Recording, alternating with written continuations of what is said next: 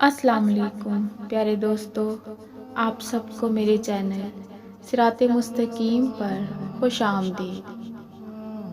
حضرت قیس بن سعد انصاری رضی اللہ عنہ بہت بڑے سخی تھے۔ نہ صرف مدینہ منورہ میں بلکہ سارے عرب میں ان کی سخاوت کی دھوم مچی ہوئی تھی۔ ایک دفعہ کسی نے ان سے پوچھا، اللہ نے آپ کو بڑا سخی بنایا ہے، کیا آپ نے اپنی زندگی میں اپنے سے بڑھ کر کسی کو سخی پایا؟ حضرت قیس رضی اللہ عنہ نے فرمایا، جی ہاں، ایک دفعہ کا ذکر ہے کہ مجھے اپنے کچھ ساتھیوں کے ہمراہ لمبا سفر کرنے کا اتفاق ہوا۔ جب ہم ایک جنگل سے گزر رہے تھے تو سخت تھک گئے اور شام ہونے کو تھی۔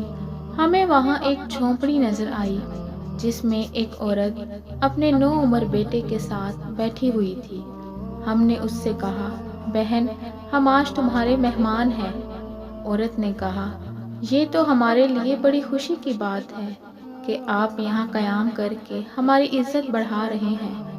پھر اس خاتون نے اپنے بیٹے کے ساتھ مل کر ایک اونٹ ذبح کر کے اس کے گوشت کے کباب بنائے اور ہمیں کھلائے۔ اس وقت اس کا شوہر باہر گیا ہوا تھا۔ دوسرے دن جب وہ گھر آیا تو اس کی بیوی نے اسے بتایا کہ کل سے یہ مسافر ہمارے ہاں مہمان ہیں۔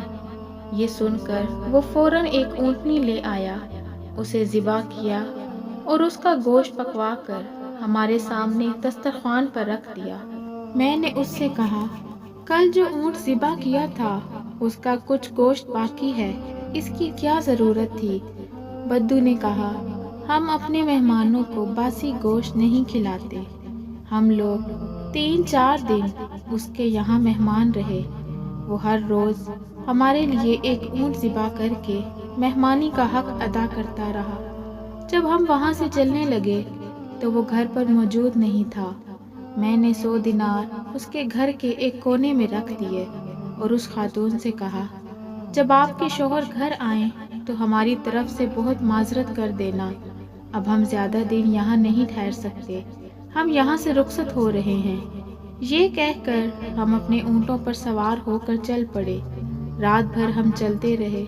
صبح ہوئی تو ہم نے دیکھا کہ ہمارا میزبان بدو ایک اونٹ پر سوار تیزی سے ہماری طرف چلا آ رہا ہے۔